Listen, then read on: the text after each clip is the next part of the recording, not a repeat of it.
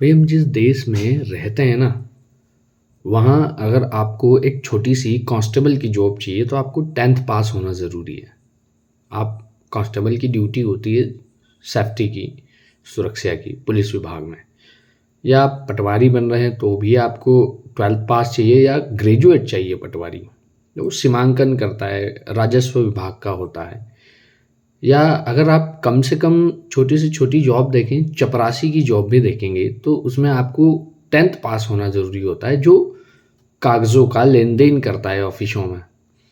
लेकिन जब बात आती है देश पर रूल करने की, शासन करने की, सत्ता संभालने की, तो वहाँ कोई ज़रूरत नहीं है कि आप एजुकेटेड हो।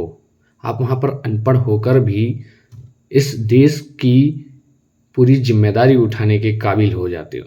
तो इस एक बात से क्लियरली समझ में आता है कि या तो एजुकेशन का कोई इम्पोर्टेंस नहीं है, या फिर जो पॉलिटिशियंस, जो राजनीति सत्ता संभालने का ज़रिया है और जो सत्ता में आने के लिए तैयार होते हैं, उनके लिए कोई क्राइटेरिया नहीं है कि उनका प्राइमरी एजुकेशन या क्या उनका जो एक जो आपराधिक रिकॉर्ड होता है, और भी उनका जो चरित्र प्रमाण पत्र कह सकते हो। क्योंकि आप जब जॉब करते हो किसी प्राइवेट इंस्टीट्यूशन में भी जाओगे तो आपको स्कूल से एक कैरेक्टर सर्टिफिकेट मिलता है, उसका एक इम्पोर्टेंस रोल होता है, मैटर करता है वो। लेकिन छोटी सी नौकरी में जब वो इतना मैटर कर रहा है, पर देश संभालने की बात आ रही है, एक राज्य संभालने की बात आ रही है, एक किसी क्षेत्र के प्रतिनिधित्व की बात आ रही है, वहाँ पर इस चीज़ का कोई औचित्य नहीं है, कोई इसका सेंस नहीं है कि आपका चरित्र किस तरह का है या आपके पास किस तरह का एजुकेशन है।